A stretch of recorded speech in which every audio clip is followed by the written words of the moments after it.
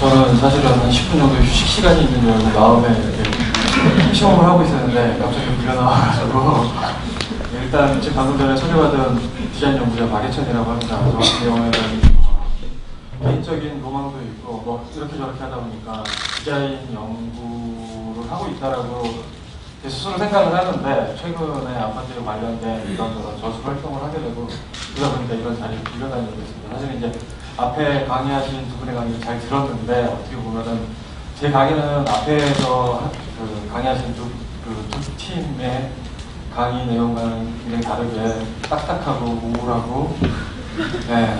어쩌면은 지금 앞에서 커뮤니티 아트라든지 동네 건축 하시는 분들이 왜 그런 활동을 하는지에 대한 어떤 필연성 같은 것들에 대한 이야기가 될 것 같습니다. 그리고 원래 제가 지금 가져온 강의 내용이 굉장히 원래 긴데 좀 컨텐츠하게 압축해가지고 진행을 하도록 하겠습니다. 원래 제목은 버블시대의 주거문화 그리고 그 이후라고 써놨는데 그냥 아파트와 그 이후라고 생각을 하시면 됩니다. 아파트, 중산층, 그리고 그럼 그 다음에 여러분들의 미래는 어떤 세계가 눈앞에 펼쳐지게 될 것인지에 대한 굉장히 우울한 이야기를 했습니다. 네, 이때까지만 해도 굉장히 꿈과 희망이 있었던 시기라고 할 수 있죠. 1962년도, 1961년도 박정희 대통령, 그 당시에는 국가재건 평의회 의장이라는 직함을 달고 있었던 박정희 의장이 쿠데타를 일으키고 나서 그 쿠데타를 일으킨 지 6개월 만에 착수를 해가지고 1962년 5월경에 완공을 지었던 마포 아파트라고 하는 우리나라 국내 최초의 단지형 아파트입니다. 보시면 아시겠지만 저는 이 사진을 굉장히 좋아하는데요. 1962년, 60년대 초반에 서울을 찍은 사진 중에서 이렇게 어떻게 보면은 야심에 넘치는 사진을 찾아보기가 힘듭니다. 왜냐하면 그 당시 서울이라는 공간이 굉장히 평면적이었었기 때문에 이렇게 입체적이고 거기다가 콘크리트 구조를 가지고 있는 데다 Y자형의 건물을 찾아보기가 힘든데 이 사진 같은 경우에는 그런 측면에서 보면 그 당시 그 쿠데타를 일으켰었던 박정희 대통령 그리고 박정희 대통령 오른팔 역할을 했었던 30대 초반의 648기들의 어떤 야심이 보이는 사진이라고 할 수 있습니다. 그러니까 장동원 총령이라는 사람이 공병대대장 출신으로 김종필이랑 같은 648기인데 쿠데타를 일으키고 나서 이제 주택공사 사장, 지금의 수주주택공사 사장으로 부임을 하죠. 그때 나이가 보면은 33살인가 34살인가 그렇습니다. 그리고 이거를 서울대 와세다 대학을 나온 서울대 교수한테 차기를 맡겨가지고 짓게 되죠. 이 건물은 다른 한편으로는 그 당시에 이제 비합법적인 방법으로 권력을 쟁취했었던 박정희 정권이 자신들이 어떤 그 권력의 정당함을 대내적으로 과시하기 위한 일종의 표본주택과 같은 역할을 했었다라고 할 수 있죠. 그래서 이제 이 건물을 보다 보면 이렇게 교차로가 굉장히 큰데, 그러니까 어떻게 보면 여기서는 들어가서 사는 건물이기도 하지만 이 교차로, 이 길을 보게 되면 와가지고 한 바퀴 보면서 구경하고 가는 공간이구나 하는 그 용도를 알 수 있는 건물입니다. 1960년대는 크게 두 개의 아파트 흐름이 있었다고 할 수 있습니다. 그러니까 앞에서 잠깐 보여드린 마포 아파트가 있었고, 우리 주택공사가 60년대 중반에 마포 아파트가 성공을 거두면서 마포 아파트와 유사한 형태의 아파트를 서울 변두리에 짓게 되고, 그리고 1968년에 육군 준장 출신이죠. 병참 주특기를 가지고 있었던 김현옥 서울시장이 왜 중요하냐면, 병참 주특기가 왜 중요하냐면은 그분이 우리가 알고 있는 지금 부산역 뒷부분에 컨테이너 한만 시설을 지은 사람이거든요.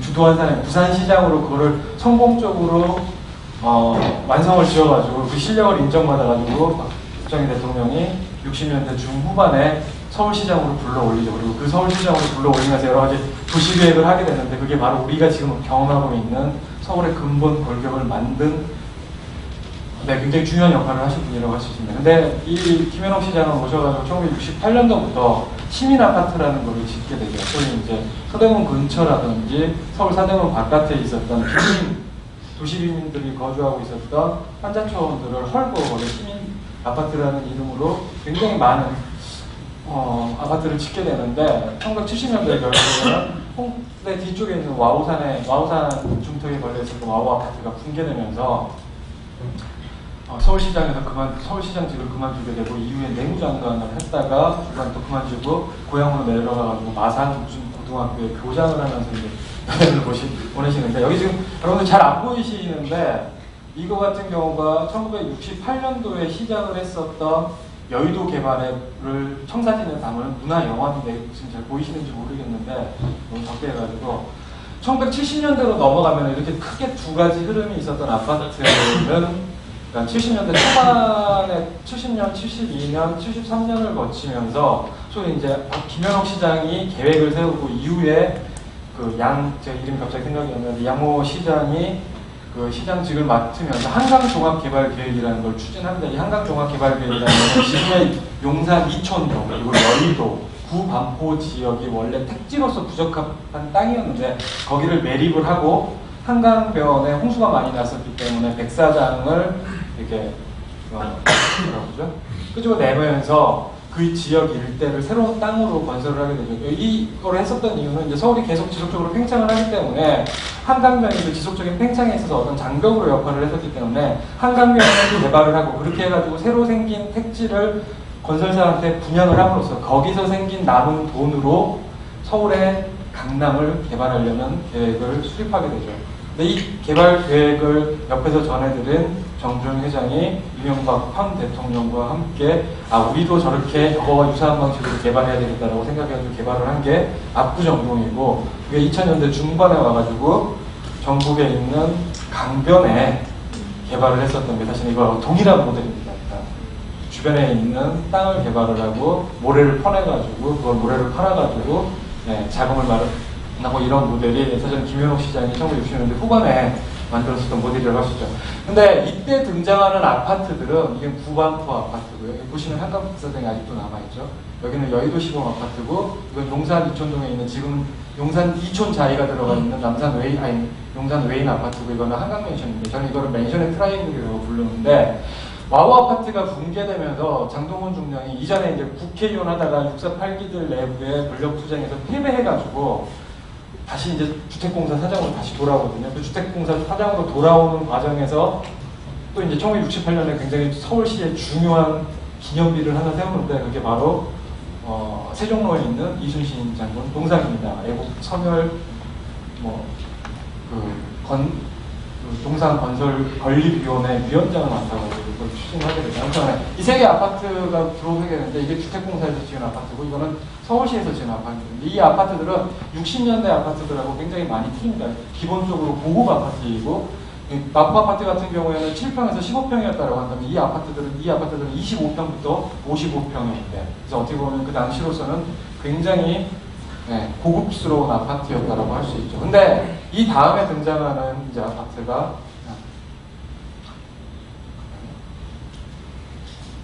이거는 당시의 어떤 실내 모습들 관련된 사진들 그리고 이제 그 당시에 등장했었던 제가 디자인 연구를 하기 때문에 여러 가지 가전제품이라든지 부엌 가구들의 광고들 이렇게 해가지고 저희가 매핑을 해봤습니다.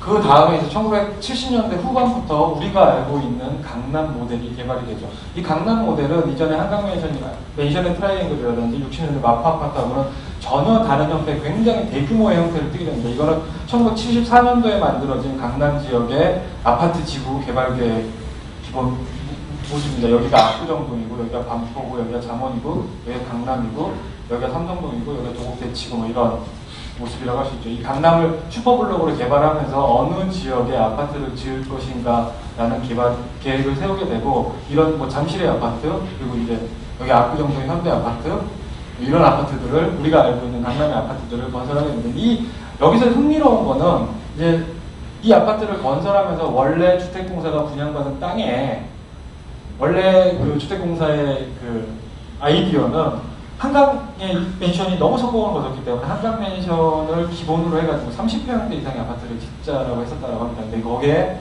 태클을 건 사람이 박정희 대통령이었죠. 실제 주택 공급이 굉장히 많이 부족한 상황에서 그런 대형평대 아파트를 짓는다라는 것들이 사회적인 문제를 유발할 수 있다고 판단을 해서 그렇게 짓지 말고 당시 서울 시민들의 평균적인 소득 수준들을 계층별 소득 수준들을 고려해서 그 사람들이 저축을 하고 그 저축한 돈을 몇 년 이상 저축을 해서 모았을 때 분양받을 수 있는 아파트를 만들어라. 그래서 잠실 아파트는 마포 아파트하고 비슷하게 7평부터 시작을 합니다. 그러니까 어떻게 보면 이 강남의 모델에서 잠실이 있고 반포가 있는데 이 잠실과 반포가 바로 지금은 이제 재건축을 했지만 주공 아파트가 들어가 있는 공간이고, 이 공간은 잠실은 7평부터 15평까지, 반포 아파트는 18평, 24평, 그리고 이제 잠원 지역들, 민간건설사에서 지은 아파트들은 30평대, 그리고 이제 압구정동은 50평대, 70평대까지 올라가니까 어떻게 보면은 강남이라고 하는 공간이 7평부터 시작해가지고 70평까지 계단식의 구조로 만들어집니다. 근데 중요한 거는 이 계단식의 구조가 일시에 만들어진 도시 공간이 아니라 아파트 공간이 아닙니다. 이렇게 순서, 그러니까 어떻게 보면 거의 한 10년 동안 70년대 후반부터 80년대 후반까지 어떻게 순차적으로 지어지게 되죠. 이 순차적으로 지어지는 상황에서 강남만의 독특한 중산층 형성 문화를 만들어내는 게 뭐냐면은, 이 당시에는 지금은 사라졌지만 IMF 이후에 사라지게 되지만 분양가 상한제라는 게 있었습니다. 이 77년, 78년 압구정동 현대 아파트가 평당 분양가가 44만 원이었는데 1년 뒤에 입주할 때 80만 원대가 돼버립니다. 가격대가 두 배가 돼버리면서 이제 복부인 열풍이라는 게 생깁니다. 아파트를 분양 하나 받으면 1년 사이에 가격이 2배가 되더라. 물론 그 당시에 은행금리가 굉장히 높기는 했었지만 어떻게 집만 샀는데 2배가 되는 그런 상황들이 벌어져가지고 주택 추기라는 것들이 77년, 78년도에 강남 일대에서 굉장히 크게 일어나게 되죠. 그러면서 정부에서 여러 가지 관련 제도들을 정비하게 됩니다. 그 관련 제도들을 정비를 하게 되는 게 분양가 상한제라는 게 있고, 주택 청약 제도라는 게 있고, 재형저축 제도라는 게 있습니다. 재형저축이라는 거는 아직 결혼을 하지 않은 혹은 얼마 미만의 월급을 받는 사람들이 저금을 하면, 그 당시에는 고도성장기였기 때문에 금리가 많기는 했지만 그 금리의 얼마 이상을 정부에서 보조를 해줍니다. 그래서 빨리 목돈을 마련을 해가지고 내 집을 마련하라는 거죠. 그러고 나서 주택 청약제도라는 게 있어요. 내가 주택 얼마 이상의 주택 통장을 가지고 있으면은 정부에서 분양하는, 정부가 개발한 택지에서 민간건설사가 만든 아파트를 분양할 때 그 분양권을 딸 수 있는 기회를 줍니다. 그리고 분양가 상한제라는 거는 택지를 정부에서 주도적으로 공포를 했었기 때문에, 그리고 주택 청약 통장으로 통해가지고 모아진 돈을 가지고 건설사들이 새롭게 아파트를 짓는 데 있어서 굉장히 저리에 돈을 빌려줬었기 때문에 국가에서 주택 가격을 규제하겠다라는 정책입니다. 이 규제하겠다라는 정책은 97년도까지 계속되죠. 그러다 보니까 이런 제도들이 맞물리면서 강남의 개발이 굉장히 순차적으로 동시다발적으로 이들 중에서 어떤 일들이 벌어지냐면은, 여러분들이 반포에, 지금의 반포 자이가 들어가 있는 반포 3단지에 24평의 아파트를 샀어요. 아파트를 분양을 직접 우리 줘가지고 사가지고 들어갔어요. 사가지고 들어가가지고 1년을 살고 나면은 아파트 가격이 2배가 됩니다. 근데 옆에 강남역 일대 뭐 우성 아파트라든지 진흥 아파트라든지 이런 아파트에 30평대 아파트가 분양을 해요. 새롭게 1년 뒤에 분양을 하는데 내가 살고 있는 24평대 아파트보다 분양가 상한제 때문에 더 쌉니다. 근데 그 당시에는 법적인 제재가 없어요. 제가 거기다가 분양을 응모를 해가지고 청약이 당첨이 되면은 내 아파트를 팔고, 그 아파트를 팔고도 남는 가격으로 30평대 아파트를 살 수가 있는 거예요. 이게 한국 사회에서 중산층이 형성되는, 아파트를 매개로 해가지고 중산층 문화가 형성되는 기본 룰이 된다. 이게 뭐냐면은, 그러니까 나름대로 엘리트 교육을 받고, 그러니까 대학 교육을 받고 취업을 해가지고 열심히 목돈을 모으기 위해서 저금을 합니다. 저금을 하는 거는, 그리고 결혼을 하고 애를 낳죠. 전월세 집을 전세를 하면서 딱 인생의 그 시기에 가장 유일한 목표는 내 집을 마련하는 거예요. 아파트를 마련하는. 마련을 딱 하는 순간부터 한국 가족의 가계 저축률은 굉장히 빠른 속도로 떨어집니다. 왜냐? 내 남편이 월급을 받아오는 돈을 내가 아무리 아껴가지고 저축을 해도 아파트가 벌어다주는 돈만 못하기 때문에. 그러면은 저축률이 낮아지면은 당연히 소비를 많이 하기 시작을 하겠죠. 이게 강남의 중산층 문화가 형성됐었던 기본 룰이라고 볼 수 있습니다. 그러니까 그러지 않으신 분들도 있지만 거의 상당수 분들이 그런 방식으로 중산층 문화라는 것을 강남을 기점으로 해가지고 만들어지죠. 그러면서 이제 예전에 이제 살던 구중산층이라든지 지방 분들이 봤을 때 서울의 강남에 가면 애들 왜 이렇게 사치스럽게 소비를 많이 하는 거야? 왜 집 앞에 백화점이 있는 거야? 이런 식의 반응을 했었던. 하지만은 실제 내부에서 거주하는 사람들 입장에서 봤을 때는 아파트 가격이 계속 어떻게 보면 내가 살고 있는, 소모하고 있는 중고 상품임에도 불구하고 그 중고 상품이 지속적으로 돈을 벌어다 주기 때문에 박완서 선생은 황금알을 낳는 거위가 동화 속에서만 존재하는 줄 알았는데, 그분이 나중에 이제 잠실 장미 아파트에 거주를 하시거든요. 아파트야 보니 이렇게 좋은 게 있더라. 그러니까 그걸 이제 돌려서 소설 속에서 형상화했었던 적도 있죠. 강남은 바로 이런 방식으로 만들어지고 또 그 과정에서 그러니까 중산층 문화, 아파트라고 하는 도시 문화, 기존의 토박이 문화가 전혀 존재하지 않았던 도시 문화의 전통이 전혀 존재하지 않았었던 공간에서 새롭게 아파트라고 하는 형태로 커뮤니티가 형성되면서 이 아파트 커뮤니티에서 굉장히 중요한 역할을 하는 네트워크의 구심점이 등장을 하게 되죠. 혹시 뭔지 아시는 분 있어요? 교회죠.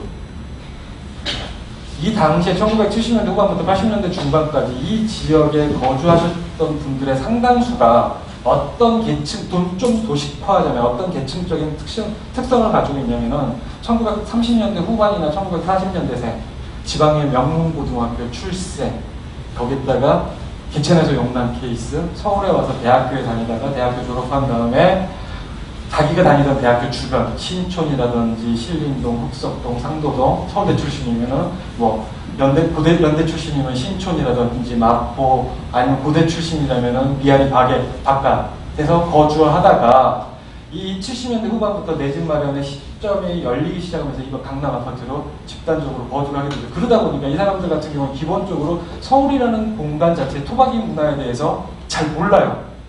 그리고 그 네트워크에 들어갈 수도 없고, 마치 지금 일반 여러분들 또래 강남에 살고 있지 않은 사람들이 강남 문화가 굉장히 큰 진입장벽으로 느껴지는 거와 마찬가지로 이 시기에 이 사람들에게 서울의 구도심 4대 문화는 진입하기 힘든, 부럽지만 내가 따라할 수 없는 그런 문화이죠. 그렇기 때문에 그에 대한 어떤 대립 구도로서 강남이라는 문화가 새로운 중산층 문화가 형성이 되고, 이 중산층 문화가 형성이 되는 과정에서 사실은 박정희 대통령이 의도했던 것이기도 해요. 박정희 대통령은 아시다시피 지방 출신이에요.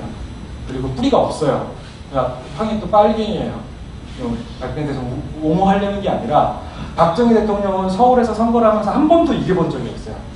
심지어 윤보선 때는 20만 표로 졌고 71년도 김대중 후보와의 대결 때는 거의 40만 표 가까이 졌어요. 왜냐? 서울의 구중산층 출신들, 4대 문안의 구중산층, 그러니까 어떻게 보면 중인계급 이상 계층들한테 박정희 대통령은 굉장히 거부감을 주는 존재였죠. 왜냐? 지방 토 출신도 아니고 지주 출신도 아니거든요. 거기다 군인이에요. 근데 기존의 서울의 구중산층 문화는 기본적으로 선비 군인 문화거든요.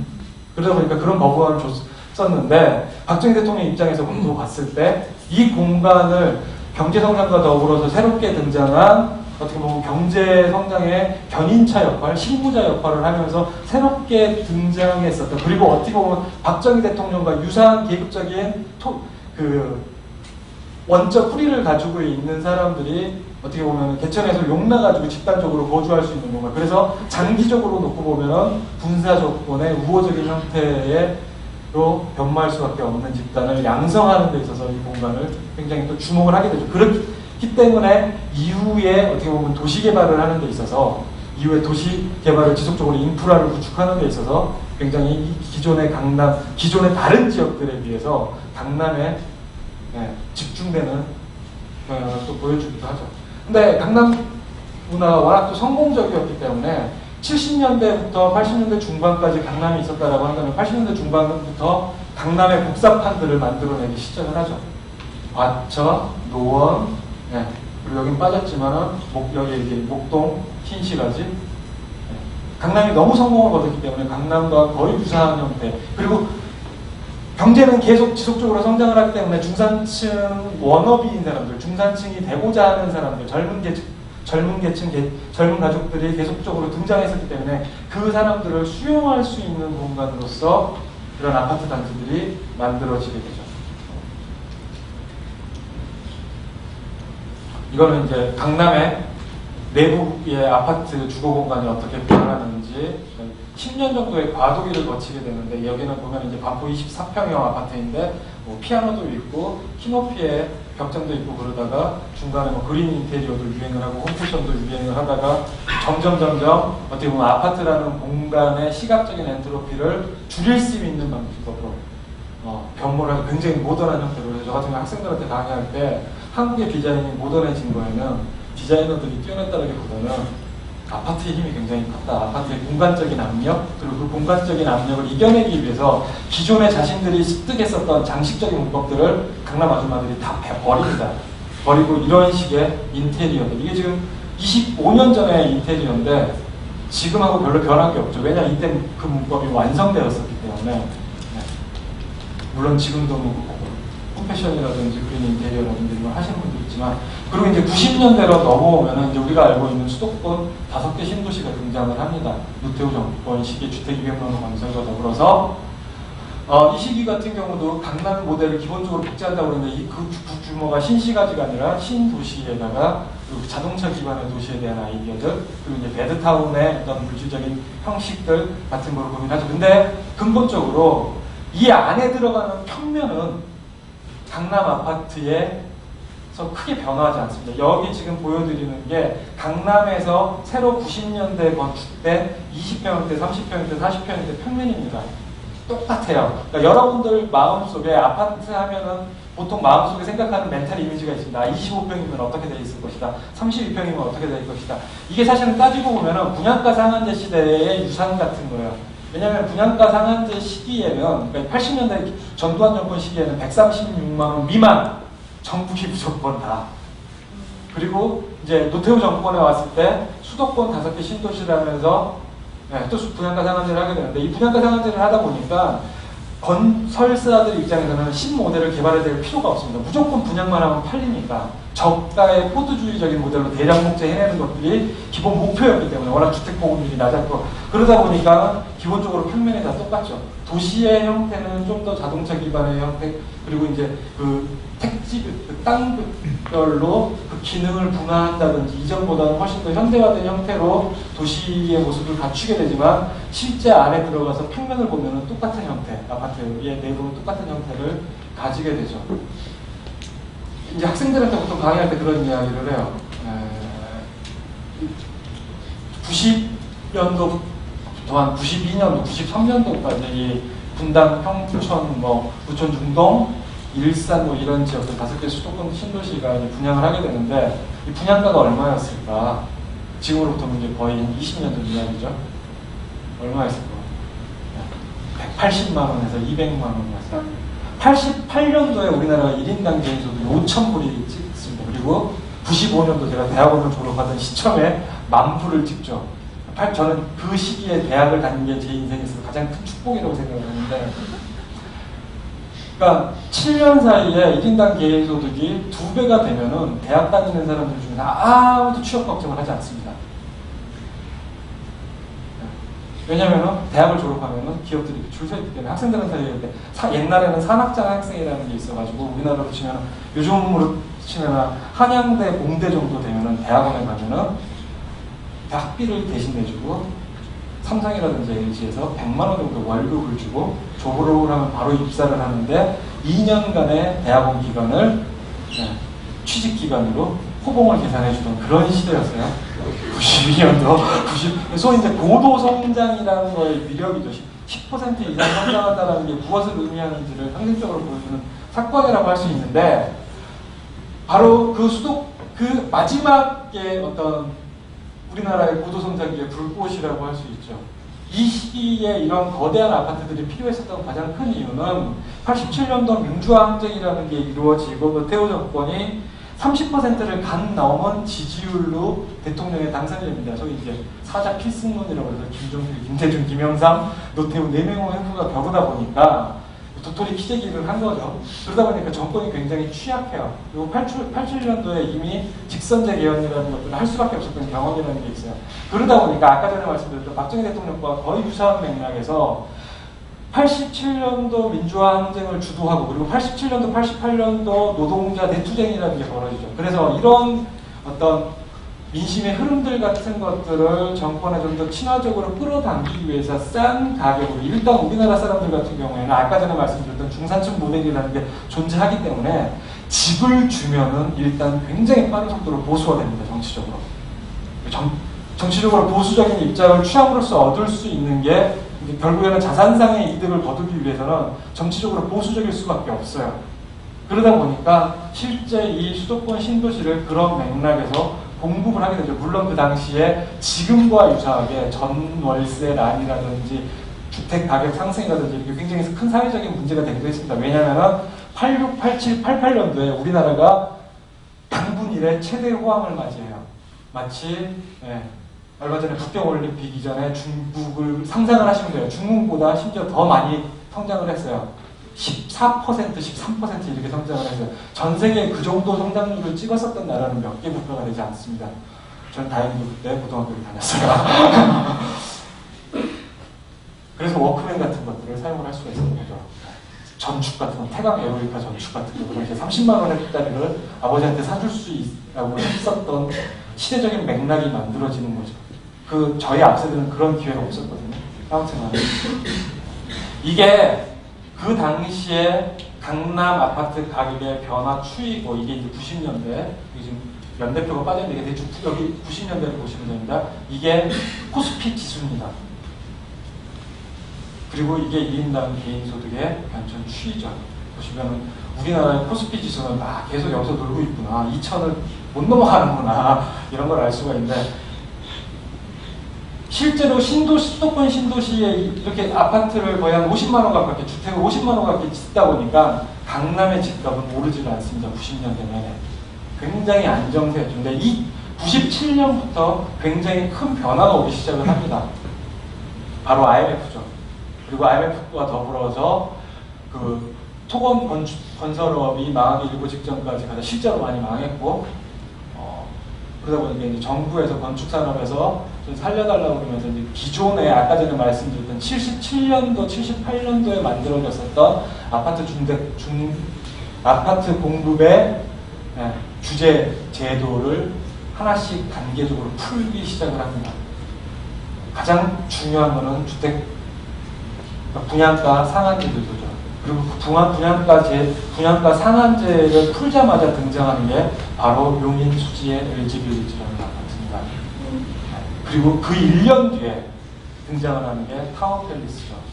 이게 평당, 그 당시에 IMF 직전에 강남의 아파트 가격이 평당 800만 원 선을 했습니다. 800만 원 선 정도였죠. 그리고 IMF와 더불어서 목동 같은 지역은 한 30%에서 40%, 서울의 강남을 제외한 모든 지역의 아파트 가격이 30%에서 30% 가까이 떨어졌습니다. 강남 같은 경우는 어느 정도 유지를 했었고, 그런 상황에서 용인 수지빌리지라고 하는 새로운 형태의 아파트가 등장을 하는데, 이 아파트 같은 경우에는 평당 분양가가 530만 원입니다. 용인 수지인데, 지금의 동탄이나 수원 병점 정도를 생각하시면 돼요. 그 당시에 용인 수지라고 하는 아파트는. 근데 이 아파트를 어떤 사람들이 사냐? 그리고 99년도에 타워팰리스를 분양을 하는데, 이때 평당 분양가가 저층은 800만 원, 고층으로 가면은 1000만 원대. 예. 그리고 요 사이에 굉장히 또 중요한 사건이 있죠. 금모으기 운동이라는 게 있어요.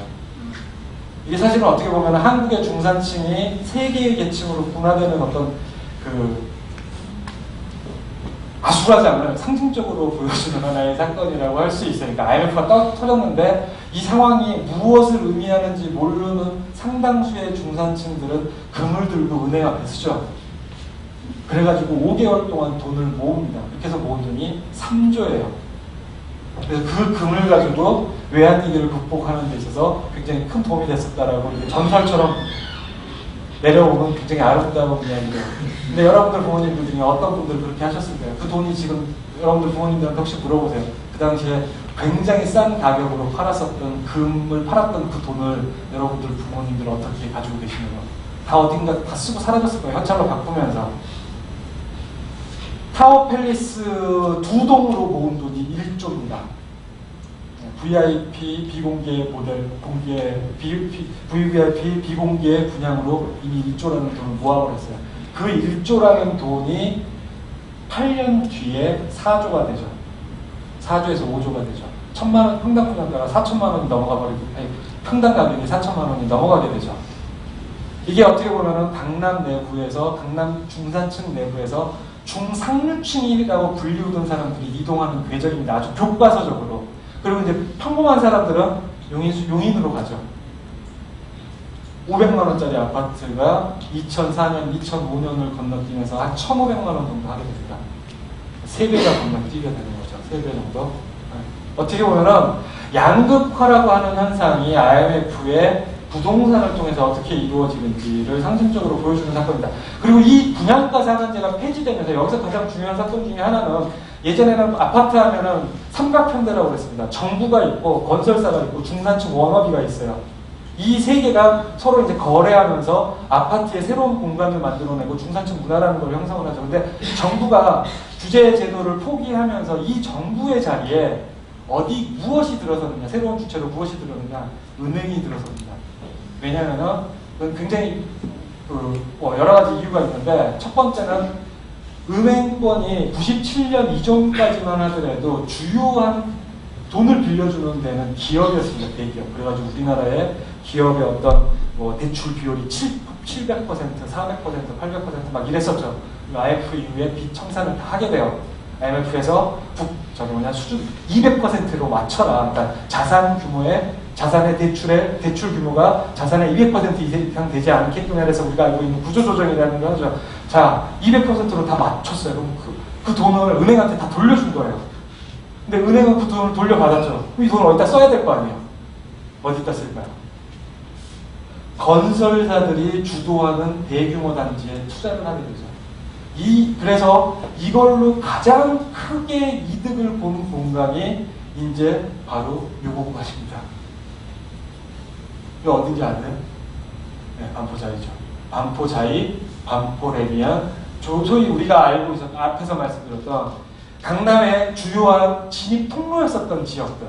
그래서 강남이 지금은 초롱성과 같이 존재를 하지만 이전에는 저평형대 싼 가격에 월세로부터 진입할 수 있는 공간의 역할을 해줬었던, 지금은 이제 대치동의 음마아파트라든지 옛날 아파트들이 개포동이라든지 그런 아파트들이 역할을 하고 있지만, 이 아파트들이 저밀도의 굉장히 용적률이 낮은 아파트고 이 시기가 되면 재건축을 해야 되는 이야기가 돌기 시작을 하면서 2001년도부터 소위 이제 은행과 건설사들이 손잡고 이 지역에 굉장히 큰 규모의 이런 재건축 사업들을 하기 시작을 하죠. 그리고 이 모델이 굉장히 큰 성공을 거두는 걸 보면서 이명박 시장이 주도한 게 바로 뉴타운입니다. 이거는 금융이랑 건설이랑 주택보유자랑 이해관계가 정확하게 맞아져 떨어지는 시점에 굉장히 빠른 속도로 시장을 키우는 거예요. 그래서 이제 이후에는 이제 프로젝트 파이낸싱이라고 불리우는데, 프로젝트 파이낸싱이라는 불리우는 사업으로 커지게 되는데, 그거의 어떤 실험 실 같은 역할을 했던 공간이라고 하시면 됩니다. 그러면서 이제 소위 2000년대에 재건축 아파트들이 급속도로 등장을 하게 되죠. 그러면서 어떻게 보면은 그리고 이거는 이제 소위 이제 그렇게 해가지고 고급 대형 아파트들이 등장을 하게 되는데, 보시면 아시겠지만 굉장히 이제 화려하고 실내 내장재라든지 마감재라든지 이런 것들이 고급화되는 상황들 같은 것들을 보여줍니다. 자, 이것들을 이제 쭉 정리를 하면, 이 상황들을 쭉 정리를 하면 이렇게 될 수 있습니다. 우리나라에는 60년대 이후에 10년 주기의 호황이 있습니다. 60년대 후반 2차 박정희 대통령 정권 당시에 2차 경제개발 계획들을 성공적으로 추진하면서 그런 65년도에 한일협정, 그리고 60년대 중반에 베트남전 특수를 통해 가지고 외화를 모으고 그걸 가지고 포항제철을 만들고 경부고속도로를 짓게 되는 과정이 1년에 60년대 후반에 중화공업 북송이라는 이름으로 이루어지고, 그 과정에서 10% 이상 성장을 하죠. 그리고 한 번 위기가 옵니다. 73년도 5.1 쇼크. 그러고 나서 또 호황입니다. 10% 이상 성장. 74, 75, 76, 77. 그리고 78년도에 또 2차 5.1 쇼크가 오죠. 이게 첫 번째, 두 번째, 그리고 그 다음에 88년 올림픽 직전까지 3조 호황이 있습니다. 그리고 이제 90년대 중반에 실질 국가 경제는 성장하지 않는데 주식이라든지 자산시장, 부동산을 제외한 다른 자산시장, 주로 주식시장인데, 주식시장이 상승하면서 샴페인을 빨리 터뜨렸다라고 외국에서 욕을 얻어먹었었던 90년대 중반이 있고, 그리고 IMF 이후에 2000년대 초중반, 2002년, 2003년, 그리고 2005년, 2006년, 2007년에 미친 듯한 부동산 반풍, 이렇게 5개 시기가 있죠. 5번의 기회가 주어졌었고, 이 중에서 아파트와 관련된 법은 요 4가지입니다. 첫 번째는 아파트가 만들어지지 않고, 이때는 주로 이제 땅 투기를 많이 하셨죠. 실제로 이제 서울 구중산층이 땅 투기를 했었던 시기, 그 이후부터는 이제 아파트가 중요하게 자산소득의 소득원으로서 굉장히 중요하게 역할을 하게 되는 거죠. 근데 흥미로운 건 이 10년 주기, 우리나라 같은 경우에는 세대를 구분할 때도, 그러니까 중요한 문화적인 경험을 공유하고 있는 세대들을 구분할 때도 10년 주기로 정의를 한다. 그러니까 예를 들자면은 1940년대생, 지금 이명박 대통령처럼 1940년대생으로 고등학교 다닐 때 4.1 기부를 하고, 대학교 다닐 때 한일협정 반대 시위를 하고, 대학을 졸업하고 나서 소위 이제 우리가 알고 있는 기업에 입사를 해가지고 경제성장을 거쳐서 중산층으로 성장하는 세대를 보통 4.19 세대라고 부르기도 하고, 한국에서 처음으로 한글을 제도교육내에서 교육받았다고 해가지고 한글 세대라고 부르기도 합니다. 그리고 그 다음에 그 다음에 유신 세대라는 사람들이 있죠. 1972년도에 유신 이후 시기에 대학을 다녔었던 여러분들 부모님들이 거기 상당히 많이 끼어 있는 걸로 알고 있는데, 그리고 1980년대 세대를 같으면 389 세대라고 부르기도 하고 광주 세대라고 부릅니다. 흥미롭게도 10년 주기로 경제 호황이라는 게 있고, 그 경제 호황이 끝나가는 시점에는 언제나 정치적인 격변이 있습니다. 그리고 그 정치적인 격변과 맞물려 가지고 새로운 세대가 등장을 하게 되죠. 근데 이 맞물려 있는 시기가 이거죠. 경제 호황이 먼저 오거나 아파트가 먼저 되거나. 이게 10년 주기로, 그러니까 우리나라의 아파트 주기는 새로운 세대가 등장하는 게 10년 주기로 있고, 경제 호황이 등장하는 게 10년 주기로 있고, 또 새로운 대규모 아파트 단지가 등장하는 게 또 10년 주기로 있습니다. 이게 맞물리면서 아파트라고 하는 공간이 아까 전에 말씀드렸던 그냥 단순히 주거하는 공간이 아니라 자산소득에 있어서 굉장히 중요한, 그리고 중산층, 그러니까 그러니까 한국 중산층에 있어서 가장 큰 신화 중에 하나가 이거거든요. 내가 열심히 일해서 내가 받은 봉급으로 부모님들이 여러분들 대학을 보냈고 내 집을 마련했다라는 신호예요. 실질 소득을 내부를 들여다보면은 여러분들 부모님의 실질 소득으로 여러분들 등록금을 댈 수가 없습니다. 한국의 사교육 수준을 학생들을 교육을 시킬 수가 없어요. 그럼에도 불구하고 그게 여태까지 가능했었던 가장 큰 동력은 아파트라는 공간을 통한 자산소득이라는 거죠. 그래서 이런 식의 어떤 관계들이 만들어지는 거죠. 각각의 공간들이 그 당시에 결혼을 하고 애를 낳고 내 집 마련을 하려던 시점, 30대 초반부터 30대 중반이 되는 시점, 주요한 개별 세대들이 그 시점이 되는 내 집 마련을 하는 시점에 바로 이런 공간들이 새롭게 등장을 했었다는 거죠.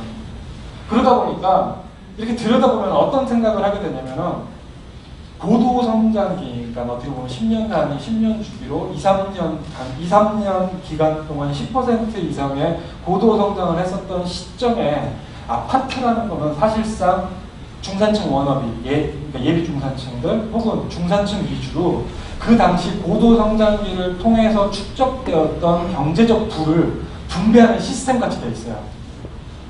그리고 이게 복지제도를 대신하죠.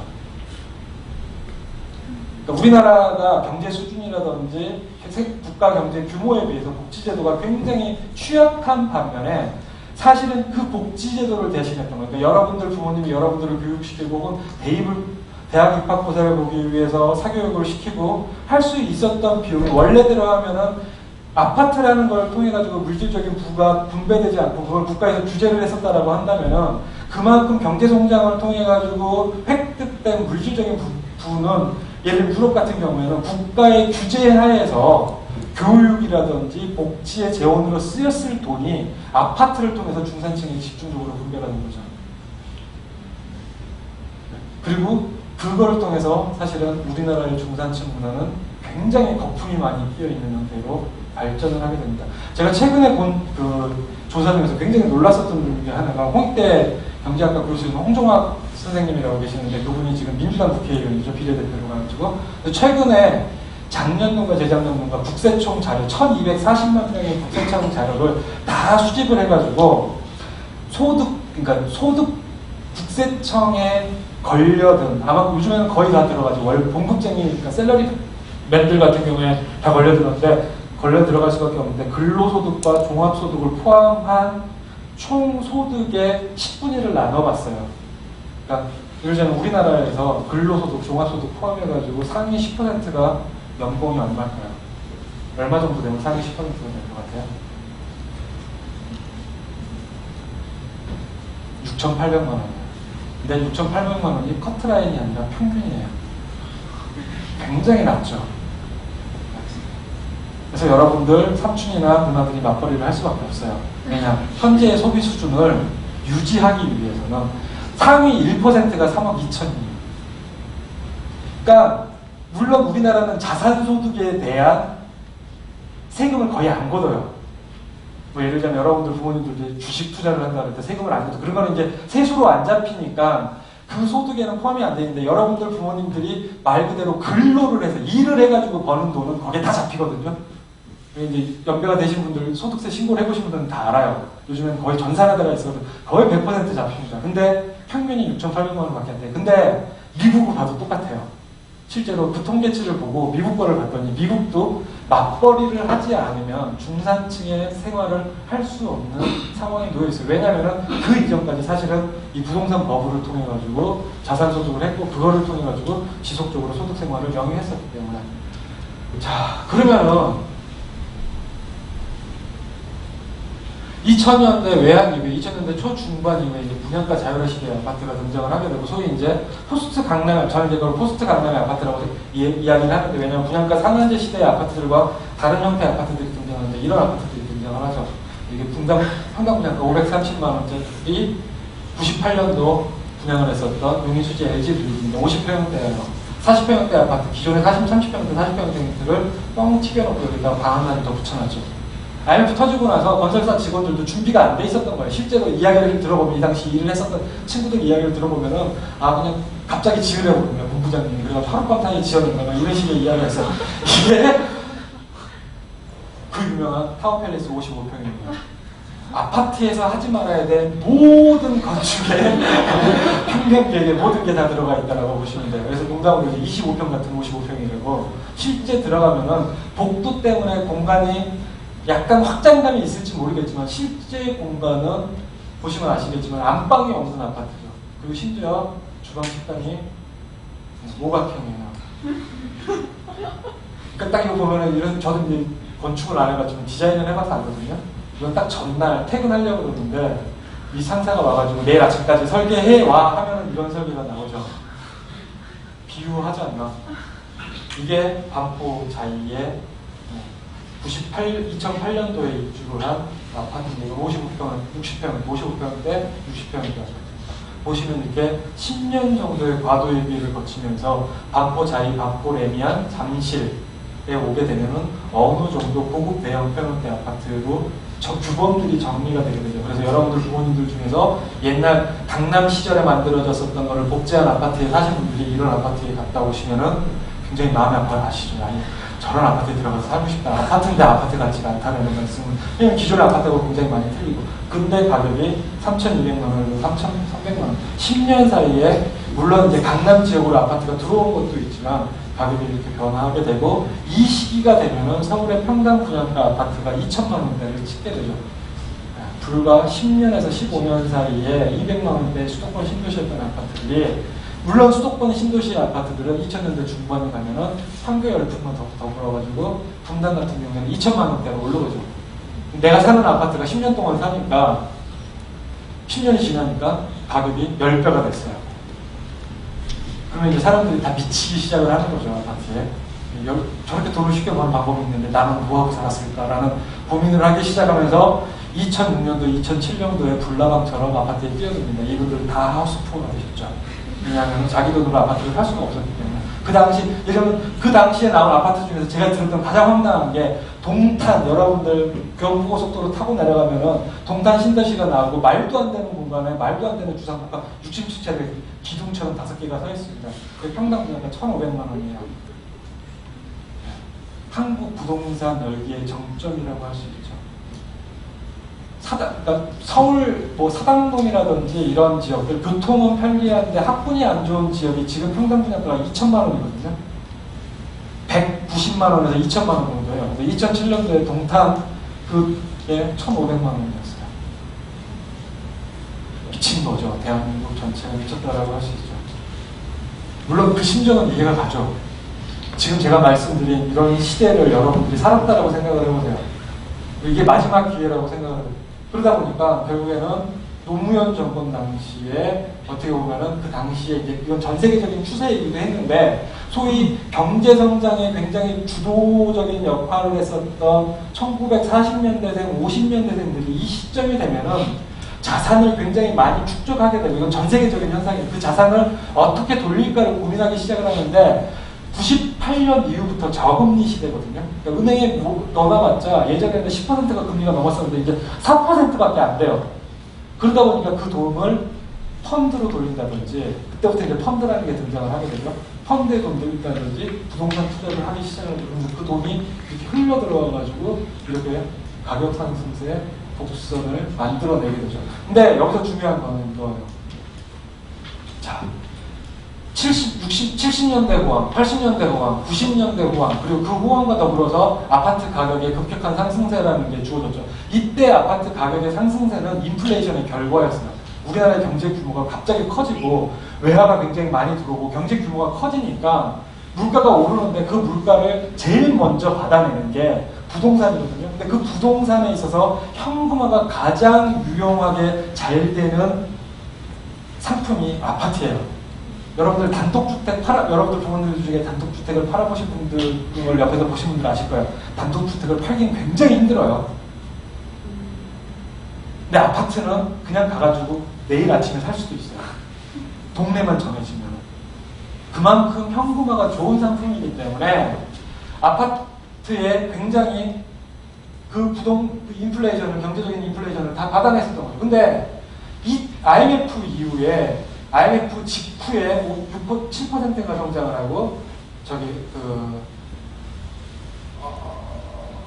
신용카드 사태가 오고 신용카드 사태 직후에 4%가 5%가 성장을 하고 그 이후에는 우리나라가 5% 이상 성장한 적이 없어요. IMF 2000년대. 근데 2000년대 이후에 그렇게 경제가 성장한 적이 없음에도 불구하고 요즘 가격이 전반적으로 올랐어요. 그럼 이 돈은 어디서 왔을까요? 이게 바로 가계대출이죠. IMF 직후에는 우리나라의 가계대출 규모가 200조 규모가 있어요. 2002년도, 그로부터 4년 뒤에는 2002년도에는 400조, 450조 규모가 돼요. 그로부터 10년이 지난 다음에 1000조가 되죠. 근데 사람들이 아파트 이야기를 하거나 가계대출 이야기를 할 때 1000조만 이야기를 하는데 이 1000조 중에 한 400조 정도가 주택담보대출이에요. 400조에서 500조 정도가 주택담보대출이에요. 그래서 아파트에 물려있는 돈이 400조에서 500조 정도 된다라고 이야기를 하는데 실제 거기에 더 물려있죠. 600조가 더 물려있어요. 여러분들 여러분들 중에 전세를 사시는 분들 있겠지만은 전세는 내가 집을 빌리기 들어가서 살기 위해서 집을 빌리는데 그 집을 들어가서 사는 대신에 돈을 대신 맡기는 거예요. 금융거래예요. 주택을 담보로 한 사적인 금융거래라고 할 수 있죠. 그렇게 몰려있는 돈이 600조예요. 그렇게 따지면 아파트에 모여있는 돈만 해가지고 대출로 모여있는 돈 규모만 1000조가 돼요. 이 1000조를 가지고 2000년대 전반에 걸쳐가지고 아파트 가격을 올린 거예요. 자, 이 아파트 가격 올리는 데 있어서 게임의 승자는 누굴까요? 아까 전에 말씀드렸던 3명의 삼각편대가 있다고 말씀을 드렸어요. 금융, 건설, 중산층. 가장 큰 위너는 금융이고 그 다음에 위너가 건설이고 그 다음에 그러니까 중간에서 결국은 핫바지 역할을 한 사람들이 중산층이죠. 그 상황에 타이밍을 잘 맞춰서 들어간 사람들은 예를 들자면은 강남 같은 경우에 10배 이상 수익을 거둘 수 있는 기회가 있었어요.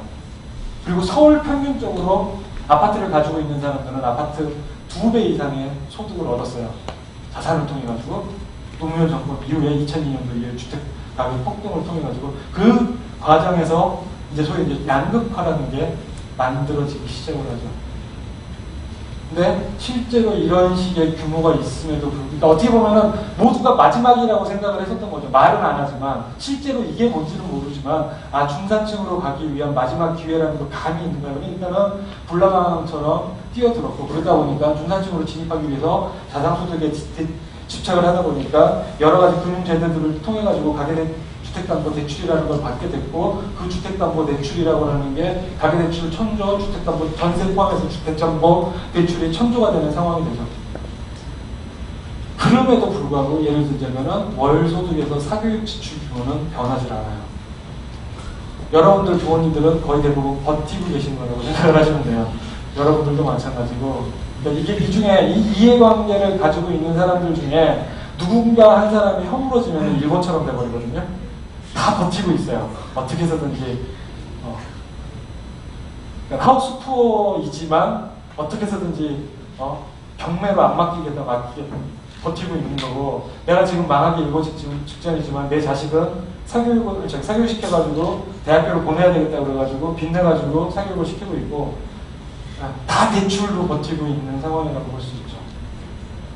그러니까 이거를 딱 요약하는 이런 상황이 아주 교과서적으로 수도권 중산층이라고 불리우는 사람들을 묶어보면은 베이비붐 세대들 같은 경우에 2010년도 이후에 거의 대부분이, 그러니까 대기업의 임원으로 승진하지 않으신 분들은 다 자영업에 진출을 했죠. 물론 그 1차 40대 이분들이 40대 중반일 때 IMF 폭탄을 맞아가지고 자영업으로 1차 진출하신 분들도 있고, 그분들의 상당수는 망했었고, 그리고 이제 2차로 진출하는 시기가 2012년, 왜냐하면 이분들의 상당수가 55세가 되는 시점, 은퇴하는 시점에 맞물려가지고 자영업을 진출하시게 되고, 이 시점에 어떤 굉장히 흥미로운 변화들이 있어요. 파리바게뜨들이 한 블럭당 하나씩 생겨나기 시작을 하죠. 카페변에, 그러니까 예를 들어, 저희 농담삼아서 이야기를 해요. 자산이 3억 이상, 자산이 3억 이상 되시는 분들은 가장 손쉽게 파리바게뜨를 하고, 10억 가까이 되시는 분들이 카페변을 열죠.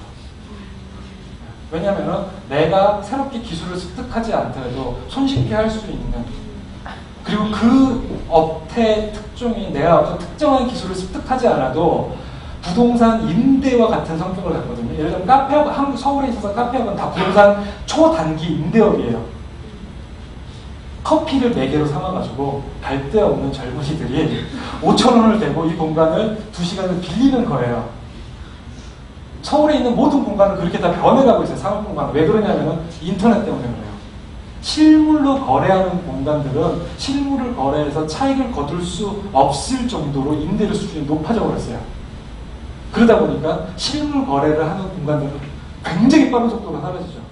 레코드 가게라든지 책방이라든지, 이거 가지고 뭐 책을 안 읽는다, 뭐 인터넷 서점 때문이라고 이런 이야기도 있지만, 가장 근본적으로는 임대료의 땅값이 오르기 때문에 그 공간을 버텨낼 수가 없는 거예요. 그렇기 때문에 굉장히 싼 가격으로 시간 회전을 시킬 수 있는 서비스업만 등장하죠. 먹는 거. 굉장히 싼 거예요. 그래서 홍대역 같은 경우 굉장히 흥미로운데, 최근에 들어서 홍대역에 떡볶이집이 생겨요. 진짜 홍대역 갈 때까지 가는구나. 떡볶이가 가장 재료비가 안 드는 요리거든요. 그리고 기술도 필요가 없죠. 지금 시간이 많이 있는 것 같으니까. 지금, 그러니까 예를 들면 이런 거예요. 60년대생 같은 경우에는 강남대 비강남, 뭐 자가보유인데 애들 교육 때문에 강남으로 전세한 입주한 사람들도 있고, 미보유 전수에 입주한 사람들도 있고, 1970년대생들 같은 경우가 굉장히 흥미롭습니다. 1970년대 같은 경우에 아까 전에 말씀드렸다시피 우리나라에서 자산소득에 대해서 일반적인 학습을 한 1세대의 자식 세대예요. 그래서 이 세대들 같은 경우에 처음에 딱 반띵이 됩니다. 부모님으로부터 아파트를 증여받은 사람과 증여받지 못한 사람으로 나뉘죠. 왜냐? 아까 전에 말씀드렸던 70년대, 80년대, 90년대, 2000년대 여러 번의 흐름이 있어요. 근데 여러분들이 1940년대생으로 강남 아파트에 살았어. 그래서 강남 아파트를 통해서 아파트가 어떻게 자산을 증식시켜주는 줄 알았어. 근데 놓고 봤더니 과천에 아파트가 세워지네, 분당에 아파트가 세워지네. 여러분들 무슨 생각을 할까요? 저 어떻게 해서든지 요리를 해봐야 되겠다라고 고민하시죠. 그래서 1가구 3주택, 4주택들이 나오죠. 왜냐? 한 채는 내가 살 집, 한 채는 자식에게 물려줄 집, 두 채는 임대료로 노후를 마련해드릴 집. 그러다 보니까 이명박 정권 당시 초기에 청문회 때 나온 고소형 매각이라고 불리우는 사람들이 아파트 2채, 오피스텔 2채 이런 게 나오는 거죠. 제가 이 강의를 저번 주에도 요거 2시간짜리로 요 강의를 했더니 그러니까 굉장히 큰 건축회사의 본부장님이 그런 말씀을 하시더라고요. 그렇게 투자하신 분들이 요즘 어디 가 있는지 아냐? 다 제주도에 가 계신다. 강남 분당, 용인 이렇게 찍거든요, 보통 보면은. 그리고 집을 절대로 팔지 않아요. 집을 전세로 줘가지고 그 돈을 가지고 지렛대 삼아서 새 아파트를 사죠. 계속 그런 방식으로. 전세라는 제도가 그런 대출이라고 하는 실질적인 기능을 갖기 때문에 그러다 보니까 사실은 하우스 푸어라는 거에 가장 많이 걸려있는 사람들이 70년대생들이에요.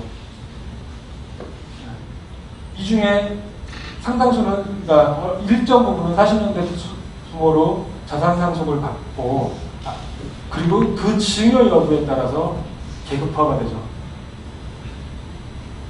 그리고 이제 1980년대생들 같은 경우에는 학생들한테 이야기하죠. 한국에서 최초로 내 집 마련이 불가능한 첫 세대라고. 그냥 평당 분양가 1,500만 원 이상을 여러분들 소득 수준으로는 감당할 수가 없어요. 기본적으로. 여러분들 부모님이 도와주지 않는 이상. 근데 여러분들 부모님들의 경제적인 상황이 요렇게 엎여 있어요. 여러분들 부모님들 상당수가 베이비붐 세대들이에요. 근데 베이비붐 세대가 한국 사회의 세대별 역학 구조에 따지면은 굉장히 기가 센 1940년대생들하고 또 다시 기가 센 386세대 중간 사이에 끼어 있어요. 그리고 여러분들 부모님 세대는 재수없게 박정희 유신 시대에 대학을 다녀가지고 한 번도 데모를 제대로 해본 적이 없어요. 왜냐면 데모하면 다 간첩으로 잡아가 버리기 때문에. 그래서 자신 세대의 경제적인 이해관계를 정치적으로 조직화해서 그거를 발언해본 경험이 없어요. 1950년대. 그래서 IMF 터졌을 때도 가장 크게 피해를 본 사람들이 이 사람들이에요. 왜냐하면 이분들이 그 당시에 다 과장 부장급이었거든요. 구조 조정할 때 대리를 자르지 않는다고요. 과장 부장을 자르지. 실제로 조직 내에서도 40대 중반 이후를 잘라내야지 밑에 있는 세대들이 치고 올라가서 경쟁 구조를 만들면서 새롭게 조직을 현대화시키기 굉장히 유용하거든요. 주로 그 당시에 40대 초중반이었던 사람들, 후반이었던 사람들, 주로 베이비붐 세대였던 사람들을 잘라냈었죠. 그분들이 2010년대부터 은퇴를 하기 시작을 해요. 나이 55세 경륜만 만들려가지고. 그러다 보니까 여러분들 세대와 88만원 세대와 베이비붐 세대가 어떻게 보면 아주 이상하게 쌍봉 구조처럼 맞물려 있죠. 여러분들 부모님들 중에 이전 세대들에 비해서 70년대생에 비해서 자산 상속을 증여를 해줄 만한 능력이 되는 사람들이 이렇게 많지 않아요. 실제로 들여다보면. 자, 그러면은 결국에는 이러한 상황들에 맞물려가지고 빚을 통해가지고 아파트의 거품을 만들어내고 그 거품을 통해가지고 기존의 중산층이 분할을 하기 시작. 사실은 이 분할하는 과정들을 들여다보면은 사실은 이제 더 이상 한국 사회에서는 중산층이라는 게 별로 의미가 없어지는 상황에 왔다라고 봐도 그 의미는 뭐냐면 이전에 90년대, 2000년대 초중반에 부과했었던 소비의 규모에 상응할 만큼 근로소득 플러스 자산소득을 만들어낼 수 있는 가능성들이 막혀버렸어요. 단 하나의 가능성이 남아있긴 하죠. 건물주. 이 건물주의 문화는 2008년도 잠실 재건축 아파트들과 반포 재건축 아파트들의 90년대 후반 2000년대 초 투자하셨던 분들이 예를 들자면 3억 투자를 하면 20억을 건질 수 있는 구조였어요. 10년 동안. 반포 2단지, 3단지가 2000년대 초반에 24평형짜리가 3억 정도 했거든요. 근데 24평형짜리를 사놓고 재건축을 하면 50평형대를 추가금 없이 분양을 받을 수가 있어요. 추가금 없이 분양을 받으면 40억이거든요. 20억이거든요. 그러면 그 당시에 실제 부동산 사이트, 국토해양부의 실거래가 부동산 사이트에 가면 2008년도에 입주를 시작하면서 엄청나게 많은 매물이 나옵니다. 반포 2단지, 반포 3단지, 잠실. 그걸 20억, 그 당시에 평당 분양가가 3,500이니까 평당 500만원씩 주고 프리미엄을 줘가지고 4천만원 정도에 판 거예요. 50평이면 20억이에요. 그 당시에 여러분들이 20억에 현찰이 있었다면 뭐 하시겠어요? 그 다음부터 삼청동이 들썩거리기 시작을 하죠. 홍대 앞이 들썩거리기 시작을 하죠. 왜냐하면 그 투자를 하셨던 분들은 안 거예요. 이제 부동산 아파트가 정점을 찍었기 때문에 그리고 내 노후를 생각해 볼 때 상대적으로 가격이 싼데 미래 가능성이 있는 상가, 번화가 지역들의 싼 매물들을 집중적으로 그래서 3억으로 시작했던 종잣돈이 어떤 분들을 보면은 50억까지 와 있는 분들이 계세요. 이게 바로 한국의 중산층이 붕괴되는 이유죠. 왜냐? 10억짜리 건물, 20억짜리 건물을 샀는데 그게 5년 뒤에는 50억이 되거든요. 홍대 같은 경우가 그래요. 거기서 그 집에 예전에는 아주 그럴싸한 카페가 있었다라고 한다면은 그 임대료를 감당하기 위해서 이제 떡볶이집이 들어가 있는 거죠. 그 떡볶이집의 주인은 바로 여러분들 부모님이죠. 왜냐? 자영업으로 옮겨가신 분들입니다. 한국의 흑혈 구조가 완성이 되는 거예요. 네. 그러니까 근로소득이 아니라 자산소득을 통해서 흑혈 구조가 완성이 되는 거죠. 여러분들이 거기 가서 음료를 사먹거나 알바를 뛰거나 아니면 여러분들 부모님이 거기서 상가를 개업을 하거나 점포를 개업을 하거나 그래서 맨 꼭대기에 건물주가 있는 아주 이상한 구조가 만들어지게 됩니다. 근데 뭐 이런 상황들 속에서 결국에는 이제 저는 이거 잠정적으로 포스트 중산층 세대 시대라고 불려야 되나, 그 과정에서 결과적으로는 이전에 90년대 정점을 찍었던 2000년대까지 정점을 찍었던 소비의 규모를 줄여갈 수밖에 없어요. 이게 어떤 방식으로 줄어 들어갈지는 모르겠어요. 대선 후보 중에 아무도 그걸 공약으로, 그러니까 어떤 사회적인 프로그램을 제시한 사람이 없기 때문에 대선 후보들의 모든 공약은 현 상태를 유지시켜주겠다는 분야거든요. 근데 현 상태를 유지 못해요. 모든 사람들이, 모든 경제학자들이 그런 이야기를 하고 있죠. 그러면 이 포스트 중산층 시대에 자산소득이 감소하는 건 문제가 아니라 자산소득이 이제 거의 없는 포스트 중산층 시대에 결국에는 어떠한 가능성들이 여러분들 눈앞에 주어질 것인가, 주거공간과 관련해가지고 답이 없죠. 아마 새로운 그 무언가를 이제는 지을 수 없을 거예요.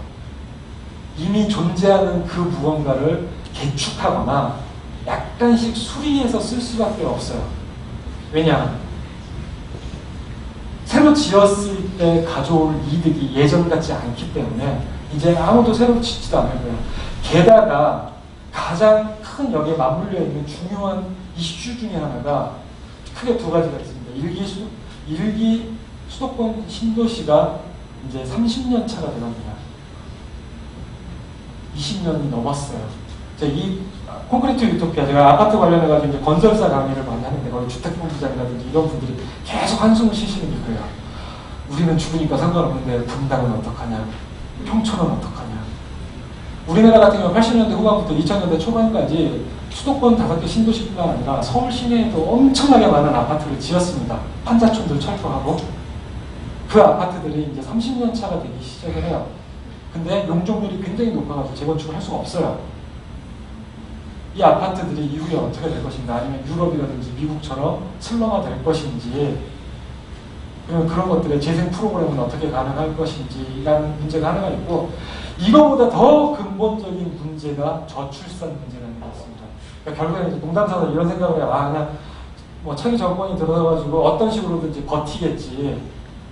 정부에서 뭐 복지 프로그램이라고 해가지고 계속 뭐 여러분들 뭐 반값 등록금도 해주고, 뭐 이런 주거 문제도 해결해주기 위해서 알바 비용도 오늘 문재인 후보가 내놓은 공약을 보니까 국가에서 지원을 해줘가지고 88만 원 세대를 150만 원 세대로 만들겠다. 이거 다 땜빵이에요. 기존에 여러분들이 유지하는 것들을 계속 견디라고 정부에서 지원을 해주는 거예요. 왜냐면은 우리나라 같은 경우에는 다른 OECD 국가에 비해서 정부의 그 빚 규모가 그렇게 크지 않아요. 아직까지는. 그러니까 일단 땜빵을 해주겠다라는 거야. 이 땜빵을 계속 해줄 수 있을 것인가의 문제가 하나가 있는데, 근데 결정타가 기다리고 있죠. 2020년, 2021년경이 될 거예요. 앞으로 한 7, 8년 정도 남았는데 뭐가 있냐면은 이때 2002년도에 태어난 아이들이 대학을 들어가기 시작합니다. 근데 2002년도에 태어난 아이들은 여러분들하고 틀려요. 뭐가 틀리냐? 머릿수가 틀려요. 제가 2차 베이비붐 세대 1971년생이거든요. 저희 세대의 부모님 또래는 거의 대부분 1940년대생들이에요. 아까 전에 말씀드린 강남 1세대. 그 강남 1세대들이 결혼을 하고 내 집 마련을 코앞에 둔 상태에서 애를 굉장히 많이 낳았어요. 70년생, 71년생이 100만 명이에요. 한 해에 100만 명씩 낳았어요. 2차 베이비붐 세대라고 불리죠. 그 다음부터 인구는 거의 매년 80만, 70만 정도, 2002년 IMF 이전까지 70만 정도를 꾸준하게 유지를 했었습니다. 80만 많을 때는. 그 중에 이제 80%가 2000년대 오면 대학 진학을 하게 되는데 2002년부터는 40만 명대로 팍 줄어들어요. 아까 전에 말씀드렸던 요 세대들이 70년대생들이 사회 복수를 하기 시작을 하는 거예요. 자산소득이 없으니까 내 집 마련이 안 돼. 이 앞세대는 다 내 집 마련을 했어요. 이 나이 또래 70년대생들이 30대 초중반이 됐던 시점에, 중후반이 되던 시점에 다 내 집 마련을 하고 자산소득상의 이득을 봤어요. 그 돈으로 애들 과외도 시키고 했었거든요. 근데 하우스 푸어가 돼버린 거예요. 애를 안 낳죠. 그리고 70년대 중후반생으로 나면 이제 결혼도 안 하죠. 인구가 40만으로 줄어드는 거예요. 매년. 근데 이게 처음에 초토화시킨 게, 이 인구 40만의 위력이 초토화시킨 게 산부인과예요. 서울하고 수도권 산부인과는 아직까지 괜찮아요. 근데 지방 같은 경우는 완전히 초토화됐어요. 나중에 뭐 친척 중에 인턴이나 레지던트 하시는 분들은, 있으신 분들은 알 거예요. 레지던트에 아무도 산부인과 안 가려고 그래요. 이미 포화 상태다. 애가 안 나오기 때문에. 얘네들이 유치원을 가는 시점이, 초등학교를 가는 시점이 바로 지금이에요. 그리고 대학교를 가는 시점이 2010년, 2011년, 2012년이에요. 농담으로 그러죠. 그때부터 대학교 구조 조정을 본격적으로 할 수밖에 없을 것이다. 왜냐? 대학교 등록금을 자산소득에 근거해가지고 여태까지 개1,000만 원씩 개줬었는데 이제 줄어들 것이고, 그래서 대학 진학률이 떨어질 것이고, 거기다가 인구가까지 60%까지 줄을 거라요. 그러면 대학생이 거의 한 반토막이 날 거예요. 그러면 서울에 있는, 서울이나 수도권, 그러니까 지방에 있는 사립대학교들 같은 경우에는 초토화가 되기 시작을 할 거예요. 그리고 걔네들이 취업을 하고 내 집 마련을 하는 시점이 2020년대 후반이에요. 그때가 되면은 어떤 수단을 가져와도 아파트 가격은 폭락할 수밖에 없어요. 왜냐? 빈집이 나올 수밖에 없는 시스템입니다. 그래서 그거를 이미 이제 건설사라든지 금융회사라든지 뭐 다 알고 있기 때문에 더 이상 하드웨어적으로 새로운 건물을 지으려고 하는 움직임 같은 것들이 사실은 굉장히 빠른 속도로 줄어들고 있죠. 그래서 뭐 대형 건설사 같은 경우에는 주택분양 같은 경우는 이미 구조조정 들어가 있고, 금융사들 같은 경우는 마찬가지고, 네, 이런 상황이라고 할 수 있습니다. 그래서 결론적으로 다양한 주거 문화의 제한이 필요한데, 이거는 여러분 세대의 복이에요. 제 세대의 복은 아니에요. 왜냐하면 저희 세대까지는 그냥 아파트에서 살 거예요. 하우스 푸어로. 거의 대부분이 버티면서 살 거예요. 근데 여러분 세대 때부터는 게임의 룰이 완전히 달라졌기 때문에, 아마도 앞에서 뭐 동네 건축가 말씀하신 선생님들도 그렇고, 지금 활동하는 건축가라든지 디자이너 분들, 젊은 세대, 20대 후반, 30대 초반 같은 경우에는 앞 세대들이 했었던 모델이 더 이상 불가능해요. 그런 식의 활동을 한다는 것 자체가. 그렇기 때문에 그러니까 실제 거주하는 사람만 새로운 주거 문화의 대안을 찾아야 되는 상황이 아니라, 그 주거 문화를 제한하는 사람들도 새롭게 활동 방식이라든지 활동 모델이라든지 활동 영역이라든지 이런 것들을 새롭게 정의할 수밖에 없는 상황이라는 거죠. 물론 말은 이렇게 하지만 경제적으로 굉장히 힘들 거라는, 고난의 가시밭길일 거라는 것이고요. 그 이유는 앞에서 말씀드린 그런 부분입니다. 좀 이야기가 되는데 여기까지.